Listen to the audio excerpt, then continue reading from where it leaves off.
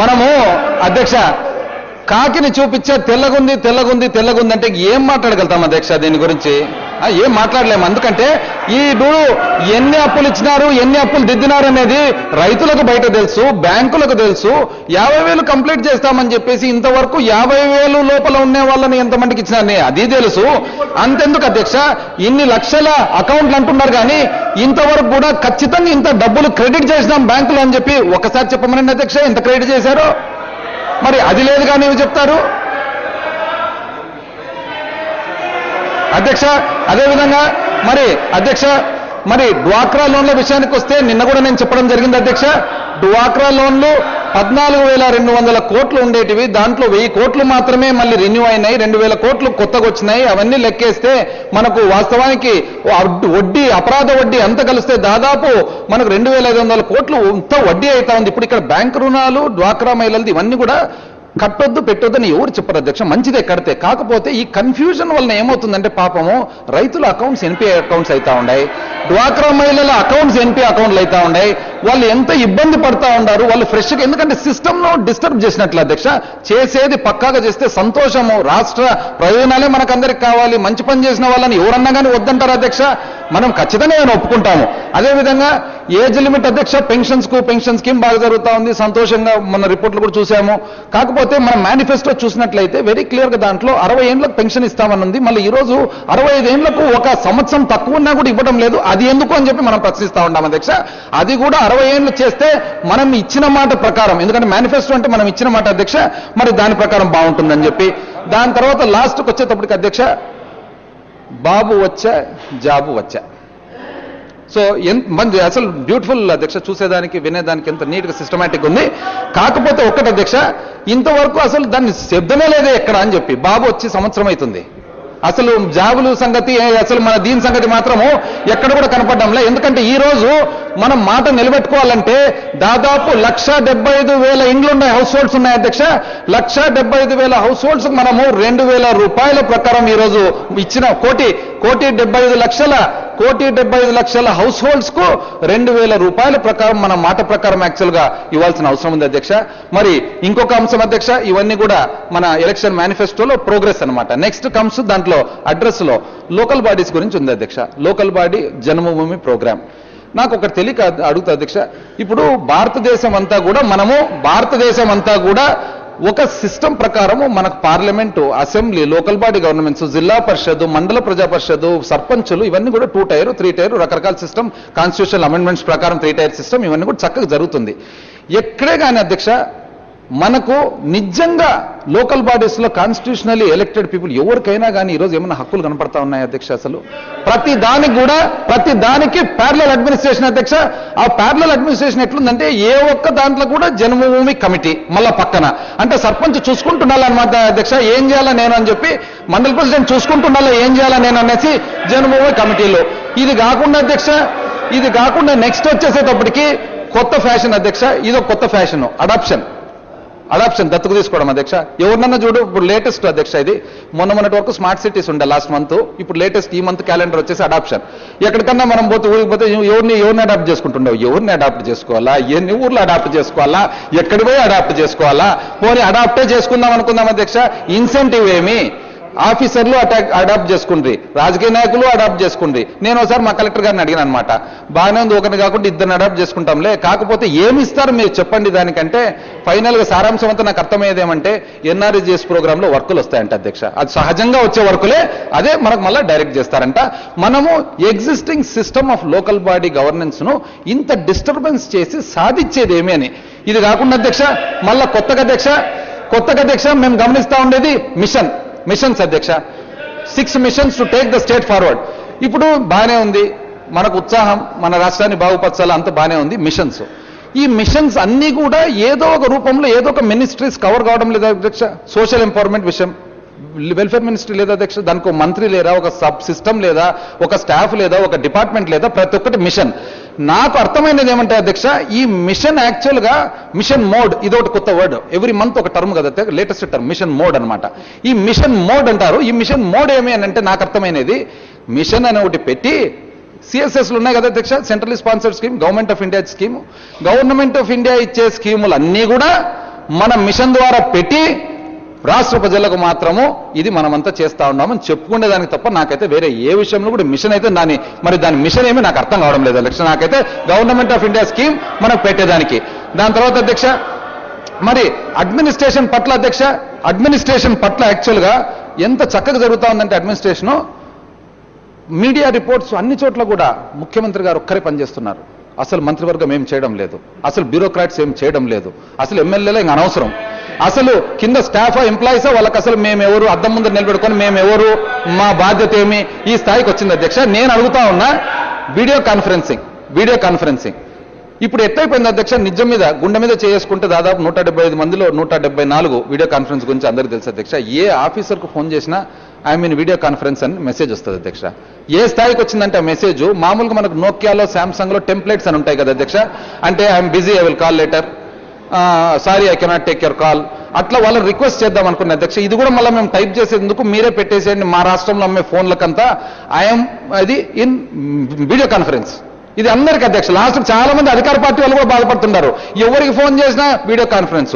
పోనీ ఆ video conference లో ఏం జరుగుతా ఉంది అని అంటే యాక్చువల్గా మన దగ్గర ఫండ్స్ ఎంత ఉన్నాయి, ఆ ఫండ్స్ ను మనం ఎంత డిస్ట్రిబ్యూట్ చేస్తా ఉన్నామని చూస్తే ఫండ్సా లేదు, plan, micro plan, sub plan, లాస్ట్కి ఏ స్థాయికి వచ్చిందంటే అధ్యక్ష వాళ్ళు పాపము ఎంప్లాయీస్ అందరూ కూడా మండల స్థాయిలో, గ్రౌండ్ స్థాయిలో, ఫీల్డ్ స్థాయిలో వాళ్ళు అట్లా ఫీల్డ్కు పోలేకుండా ఉన్నారు, వాళ్ళు అట్లా పాపం ఇంటికి పోలేకుండా ఉన్నారు.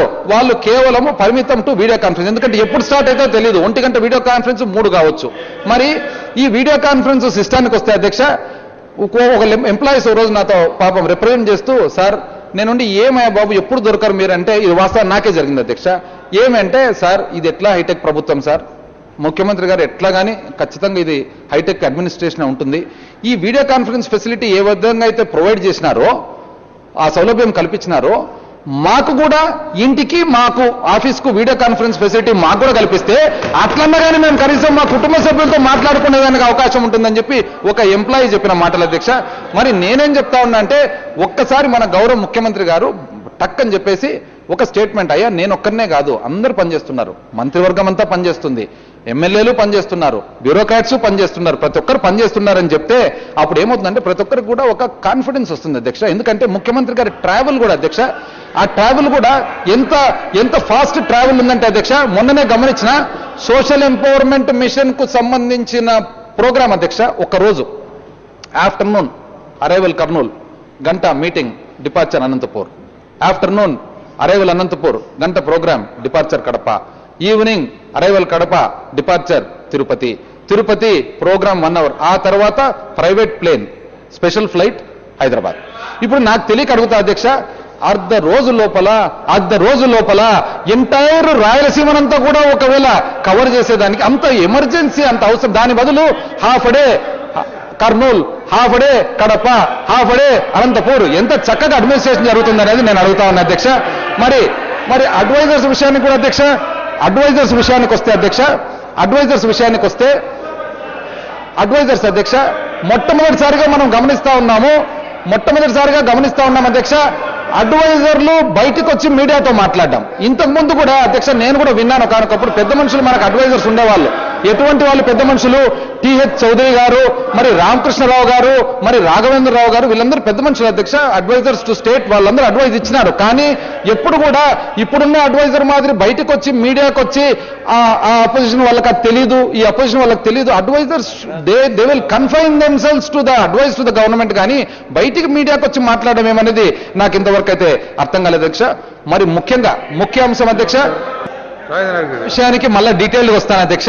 కాకపోతే ఒక్కసారి మేనిఫెస్టో కూడా చదివి వినిపిస్తాను అధ్యక్ష. ఒక్కసారి మేనిఫెస్టో అది ఏమంటుందంటే, ఇది ఒక పని చేస్తాను అధ్యక్ష, మళ్ళీ జాబుల విషయానికి వచ్చినప్పుడు చదివి వినిపిస్తాను అధ్యక్ష. మరి ఇక్కడ మనకు section 6 of the AP reorganisation act లో అధ్యక్ష వెరీ క్లియర్గా, ఎందుకంటే చాలా ఇంపార్టెంట్ అంశం కాబట్టి మన రాష్ట్రానికి సంబంధించిన వన్ ఆఫ్ ద ఇంపార్టెంట్ అంశాలు. మరి దీంట్లో దయచేసి అధ్యక్ష నేను చెప్తా ఉన్నా, ఈ అంశానికి వచ్చేటప్పటికి నేను అన్ని కూడా ఫ్యాక్ట్స్ అండ్ ఫిగర్స్ ఇస్తా ఉన్నాను అధ్యక్ష. రేపు పొద్దున అంటే ఏదన్నా కానీ వాళ్ళకి అవసరమైతే అన్ని కూడా willing to submit the papers అధ్యక్ష. కాకపోతే ఇది వాళ్ళకు టచ్ సబ్జెక్ట్ మాదిరి అయిపోయిందనమాట. ఒక 2 సబ్జెక్ట్స్ ఉన్నాయి అధ్యక్ష, టచ్ అంటేనే ఫీల్ అవుతారనమాట. కాకపోతే ఇది అయిపోయే వరకు దయచేసి ప్రసంగాన్ని నేను రిక్వెస్ట్ చేసుకుంటా ఉన్నా అధ్యక్ష. దాని తర్వాత అన్ని క్లారిఫికేషన్స్ ఇస్తాను, ఎందుకంటే ఇది detail subject. Section 6 of the AP reorganisation act ఏం చెబుతా ఉంది అధ్యక్ష? మనకు ఒక కొత్త రాష్ట్రానికి రాజధాని కట్టుకునే దానికి మరి అన్ని రకాల వసతులు, దానికి సంబంధించిన ఇష్యూస్. మరి అక్కడ మనకు యాక్చువల్గా ఒక హై పవర్డ్ కమిటీని సెంట్రల్ గవర్నమెంట్ ఏర్పాటు చేసింది అధ్యక్ష. ఎవరు? అండర్ మన శివరామకృష్ణన్ గారు. మరి ఆ కమిటీ మెంబర్స్ కూడా అందరూ చూసినట్లయితే అందరూ కూడా నిపుణులు అధ్యక్ష, అర్బన్ డెవలప్మెంట్ కానీ, ప్లానింగ్లో కానీ, అన్ని ఫీల్డ్స్లో కూడా. సో వాళ్ళు చేయవలసిన పని ఏమంటే, వాళ్ళు యాక్చువల్గా మనకు రాజధాని ఈ రాష్ట్రంలో ఎక్కడ కడితే బాగుంటుంది, ఎక్కడైతే అనుకూలంగా ఉంటుంది, ప్రజలకు అనుకోండి, సౌకర్యాలకు అనుకోండి అని వాళ్ళది. ఇక్కడ మనం గమనించాల్సిన విషయం ఒకటి ఉంది అధ్యక్ష. ఆ కమిటీ ఒక పక్క పర్యటిస్తూ ఉంటే, ఆ కమిటీ ఒక పక్క ఇంకా తిరుగుతూ ఉంటే, కొన్ని జిల్లాలంతా కూడా ఇక్కడ మిగిలి ఉంటే, అంతలోకే ఒకరొకరు పోవడము, మీటింగ్ పెట్టడము, ఇక్కడనే రాజధాని రాబోతుంది, అక్కడనే రాజధాని రాబోతుంది. అయ్యో, ఎక్కడ కావాలంటే అక్కడ ప్రజల ఆమోగ్యమైన మేరకు పెట్టండి. కాకపోతే కొంతవరకు కనీసం అంత ఆత్రం, అంత తొందరతో కమిటీ ఇంకా పర్యటన కాకముందే మనం రాజధాని ఇక్కడ, రాజధాని అక్కడ అని 3 చోట్ల మార్చినప్పుడు మరి ప్రజలకు ఇండికేషన్ ఏం పోతుంది, మన అజెండా ఏమనేది ఒక్కసారి మనకు అనిపిస్తా ఉంది అధ్యక్ష. మరి అదేవిధంగా అక్కడ కేంద్ర ప్రభుత్వం వెరీ క్లియర్ గా ఏం చెప్తా ఉంది, సెక్షన్ 94(4) ఆఫ్ ద యాక్ట్ ప్రకారంగా మనకు ఎక్కడే కానీ డిగ్రేడెడ్ ఫారెస్ట్ ల్యాండ్ ఉంటే అది డినోటిఫై చేస్తాము. అంటే మనకు డిగ్రేడెడ్ ఫారెస్ట్ ల్యాండ్ దొరికినప్పుడు ఎంత ఎక్స్టెంట్ అయినా కానీ డినోటిఫై చేస్తాము. అంటే అర్థం ఏమధ్యక్ష? అది మనకు చాలా వేల ఎకరాలు కూడా denotified forest land, degraded forest land ఉంటే మనకు ఉచితంగా వచ్చేదానికి అవకాశం ఉంది అనేది వెరీ క్లియర్ గా కనపడుతుంది. ఎందుకంటే ఇది యాక్ట్ లో ఉంది కాబట్టి రేపు పొద్దున సహజంగా ఫారెస్ట్ అనేది ఎట్లుంది అధ్యక్ష? ఈ రోజు మనము శ్రీశైలం ఫారెస్ట్ పోయేటప్పుడు సింగిల్ రోడ్ ను డబుల్ రోడ్ చేసుకోలేకుండా ఉన్నాం. ఎందుకు చేసుకోలేకుండా? ఫారెస్ట్ వాళ్ళు అడ్డగిస్తా ఉన్నారు. కానీ ఒక రాష్ట్ర రాజధానికి సంబంధించిన వేల ఎకరాలు కూడా డిగ్రేడెడ్ ఫారెస్ట్ ల్యాండ్ ను డినోటిఫై చేస్తా అని యాక్ట్ లో ఉంది. కాబట్టి నిన్ననే చెప్పాను కదా అధ్యక్ష, the power of the act, ఈ పర్టికులర్ రీఆర్గనైజేషన్ యాక్ట్. మరి ఈ విధంగా ఉన్నప్పుడు అది దాని గురించి ఆలోచించకుండా, ప్రభుత్వం గురించి ఆలోచించకుండా, మనకు ఏదో సమ్ కారణాల వలన మనం ఏం చేసింది, మన ప్రభుత్వము వేల కొద్ది ఎకరాలు ల్యాండ్ పూలింగ్ అనే రూట్లో మనం అక్విజిషన్ స్టార్ట్ చేసినారు. మంచిదే, ఓకే. కాకపోతే ఒక్కసారి అధ్యక్ష, మనం పాత ల్యాండ్ అక్విజిషన్ యాక్ట్ గురించి ఒక్కసారి బ్రీఫ్గా చదివినట్లయితే అసలు దాని పేరు ఏమధ్యక్ష? దాని పేరు వచ్చేసి right to fair compensation, transparency in land acquisition, rehabilitation and resettlement act of 2030. అంటే మనకు ఫేర్ కాంపెన్సేషన్ అనేది ఒక అంశము ఇంపార్టెంట్ గా, ట్రాన్స్పరెన్సీ అనేది ఒక అంశం ఇంపార్టెంట్ గా, మరి రిహాబిలిటేషన్ ఒక అంశం ఇంపార్టెంట్ గా, అండ్ రీసెటిల్మెంట్ ఇంకొక అంశం ఇంపార్టెంట్ గా. అంటే రిహాబిలిటేషన్ అండ్ రీసెటిల్మెంట్ ఇప్పుడు భూమి మీద ఆధారపడి పనిచేసే కార్మికులందరికీ కూడా ఎంత ఇది వర్తిస్తుంది అని చెప్పి ఒక్కసారి మనము దీంట్లో గమనించాల్సిన అవసరం ఎంతైనా ఉంది అధ్యక్ష. మరి అదేవిధంగా ఆ యాక్ట్ లో ఫుడ్ సెక్యూరిటీ గురించి కూడా అధ్యక్ష, మన దేశానికి చాలా ఇంపార్టెంట్. పెద్ద దేశం మనం, దాదాపు 17.5% ఆఫ్ ద వరల్డ్ ప్రపంచ జనాభా ఉంటూ only 2.3% of the land mass ఉంటూ 1% కంటే కూడా, 1% కంటే కూడా ఫ్రెష్ వాటర్ రిసోర్సెస్ తక్కువ ఉన్నాయి. కాబట్టి ఎప్పటికైనా కానీ మనకు ఫుడ్ గ్రెయిన్ అనేది ప్రాబ్లం రాబోతుంది. మనం ఈ రోజు డబ్బు నుండి ఫుడ్ గ్రెయిన్ ఇంపోర్ట్ చేసుకోగలుగుతామని అంటే కూడా వేరే దేశాలలో కూడా మరి అందరూ కూడా అగ్రికల్చర్, వ్యవసాయం అనేది తగ్గిపోతా ఉంది. అన్ని దేశాల్లో కూడా వ్యవసాయం చేసే వాళ్ళను మరి ఎంకరేజ్ చేసేదానికి రకరకాల సబ్సిడీలు ఇస్తా ఉన్నారు. ఇది ఒక్కసారి డీప్ గా గమనించినట్లయితే అధ్యక్ష, నాకు 15 సంవత్సరాల క్రితము ఒక అనుభవం అధ్యక్ష. మాకు బాగా తెలిసిన వాళ్ళు, బంధువులు, ఇది వాస్తవానికి జరిగిన విషయము. మైసూరులో రియల్ ఎస్టేట్ చేస్తా ఉన్నారు అధ్యక్ష. కర్ణాటక రాష్ట్రంలో ఎట్లంటే మొదటి నుంచి కూడా కర్ణాటక రాష్ట్రంలో వాళ్లకు ల్యాండ్ కన్వర్షన్ ఫీ అనేది బాగా కరెక్ట్ గా వసూలు చేస్తా ఉన్నారు అధ్యక్ష. వాళ్ళ బడ్జెట్ లో ల్యాండ్ కన్వర్షన్ ఫీ కూడా ఒక ఇంపార్టెంట్ సబ్జెక్ట్. మనకన్నా ఇక్కడ లేఅవుట్లు వేసినప్పుడు ఎక్కువ శాతం ల్యాండ్ కన్వర్షన్ చాలా రోజులు కలెక్ట్ చేయలేదు కాబట్టి కర్ణాటకలో మొదటి నుంచి చేస్తా ఉన్నారు అధ్యక్ష. అది జరిగేటప్పుడు మనకు సంబంధించిన వాళ్ళు అక్కడ రియల్ ఎస్టేట్ చేస్తూ మైసూరులో అసిస్టెంట్ కమిషనర్ దగ్గరికి ల్యాండ్ కన్వర్షన్ ఫీ కట్టేదానికి పోయినాడు అధ్యక్ష. అప్పుడు ఆయన అన్న మాటలు అధ్యక్ష ఎంత మీనింగ్ఫుల్ అని అనిపిస్తుంది అధ్యక్ష. ఈ రోజు గమనిస్తే ఆయన అన్న మాటలు ఏమంటే, ఆ రోజు అయ్యా ఎందుకు మీరు మమ్మల్ని ఇబ్బంది పెడతా ఉన్నారు, ఎందుకు ఇబ్బంది పెడతా ఉన్నారు? మామూలుగా సహజంగా ఏమవుతుంది అధ్యక్ష, మనం డబ్బులు కట్టేదానికి పోయినప్పుడు మనం ఆటోమేటిక్గా మనం కొంత పవర్ఫుల్ గానే పోతాం, ఎందుకంటే కడతా ఉన్నాం కాబట్టి. అప్పుడు అక్కడికి పోయిన తర్వాత ఏంది సార్ మీరు, మేము డబ్బులు కట్టేదానికి వస్తే మమ్మల్ని ఇబ్బంది పెడుతున్నారు అనేది ఏమింత అన్యాయం అని చెప్పి మన వాళ్ళు కొద్దిగా గట్టిగా మాట్లాడినారు అధ్యక్ష. మాట్లాడితే అప్పుడు ఏసీ గారు చెప్పిన మాటలు, అయ్యా మైసూరు కాదని 15 కిలోమీటర్ల దూరంలో మీరు లేఅవుట్లు వేస్తూ ఉండారు, ఎవరు పోయి అక్కడ ఉండాలా, ఎవరు పోయి అక్కడ నివసించాలా, వాళ్ళకి బడులు ఎక్కడా, వాళ్ళకి ఉద్యోగాలు ఎక్కడా, వాళ్ళకి పని ఎక్కడా. పైగా మీరు ఏం చేస్తా ఉన్నారంటే, మీరు ఎంతసేపు కూడా 20,000, 30,000, ₹1,00,000 ల్యాండ్ కన్వర్షన్ ఫీ కట్టి మా మీద కడతా ఉన్నామనే ఫీలింగ్తో ఉన్నారు కానీ ప్రభుత్వానికి సహకరిస్తా ఉన్నారని.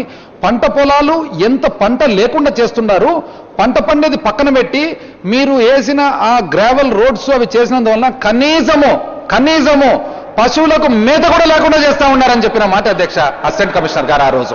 మరి ఇది మనం గుర్తుపెట్టుకున్నట్లయితే పంట నష్టం అనేది ఒక్కసారి బ్రాడ్గా మనం చూసినట్లయితే ఈ రోజు సింపుల్ క్యాలిక్యులేషన్ అధ్యక్ష